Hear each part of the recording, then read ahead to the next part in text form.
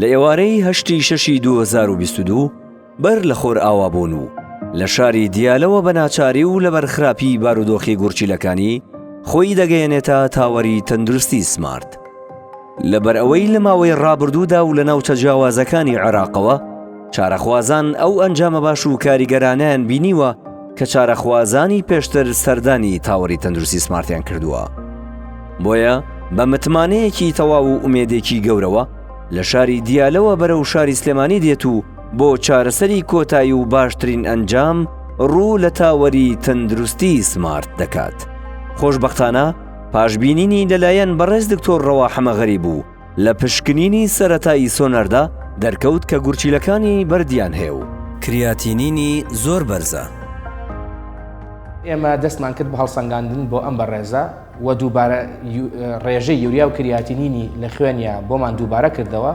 دەرکەوت کە ڕێژەکە زۆر بەرزە، کریاتینینی 90 و یوریای 350 کە کەم جار ڕێکەوتەکە ئێمە چارەخواست ببینین ڕێژەی کریاتینینی بگاتە ئەم ڕێژەیە. لەبەر ئەوەی چارەخواز ناچار بە شۆردنی گورچیلە نەبێت، دکتۆر ڕەوا دوای ڕاوێژکردنی لەگەڵ پزیشکانی فرەڕەهەند بڕیاری ڕاست و دروست بۆ باشترین و کاریگەرترین ڕێگای چارەسەر دەدات. دەستمان کرد بە هەڵسەنگاندن بۆ ئەم بەڕێزە. ئەوە بوو کاری تیشکی سیتیسکانی گورچیلەکانمان بۆ ئەنجامدا. دەرکەوت یەک لە گورچیلەکانی کە گورچیلەی چەپ بوو بچووکە و کەم کارەکات و بەردێک حەوزی گورچیلەکەی گرتووە و هەروەها گورچیلەی ڕاستیشی بەردێکی گەورە لە حەوزی گورچیلەیە بوو. ئەوەی کە بۆ ئێمە لە ڕووی زانستیەوە جێگەی تێبینی بوو لەم بەڕێزەیە ئەوە بوو کە ئەم کەسە لەگەڵ بوونی ئەو دوو بەردە لە حەوزی گورچیلەیە هیچ ئازارێکی نەبوو، تەنها ڕێژەی کریاتینینی بەرزوو بووە. ئەوە بوو هەستاین بە ڕاوێژکردن بە ڕێزیان و بە خانەوادەکەی. ئاگادارمان کرد کە هەڵدەستین بە ئەنجامدانی نەشتەرگەریەکی کتوپڕ کە خۆی ئەبینێتەوە لە دانانی قەستەرە بۆ هەردوو گورچیلەکەی وەکو کۆتا چانس بۆ ڕزگارکردنی گورچیلەکانی. دەست بەجێ و هەمان شەو لەژێر بێهۆشکاری نیوەییدا کاری دانانی قەستەرەکانمان بۆ ئەنجامدا. ئەوە بوو پاش نەشتەرگەری، سوپاس بۆ خوا، دەست بەجێ ئیستیجابەی بۆ نەشتەرگەریەکە زۆر باش بوو. بە جۆرێک پاش نەشتەرگەریەکە لە ماوەی 24 کاتژمێردا ڕێژەی میزکردن لە جیسمیدا گەیشتە 16 بۆ 20 لیتر. پاش تێپەڕبوونی نزیکەی 2 هەفتە و پاش چاودێریکردن و ڕێنماییکردنی لە ڕێگەی هێڵەکانی پەیوەندی، سپاس بۆ خوای گەورە، ڕۆژ بە ڕۆژ ئەنجامەکان دڵخۆشکەرتر بوون و لە شۆردنی گورچیلە ڕزگاری بوو.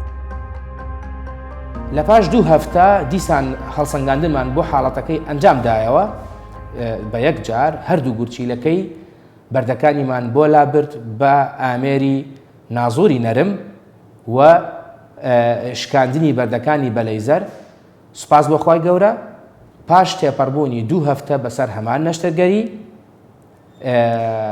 قەستەرەکانمان بۆ لابرد و لەگەڵیدا لە پەیوەندی بەردەواما بووین. سوپاس بۆ خوای گەورە، ڕێژەی کریاتینین لە ڕێژەیەکدا وەستا کە 1/5 بۆ 1/8. ئەم ڕێژەیە ئەتوانین بڵێین بەرزە، بەڵێ بەهۆی ئەو زەبرەی بەر گورچیلەکانی کەوت، بەڵام ئەتوانین بڵێین سوپاس بۆ خوا چارەخوازەکەمان لە کاری شوشتنەوەی گورچیلە و چاندنی گورچیلە ڕزگاری بوو.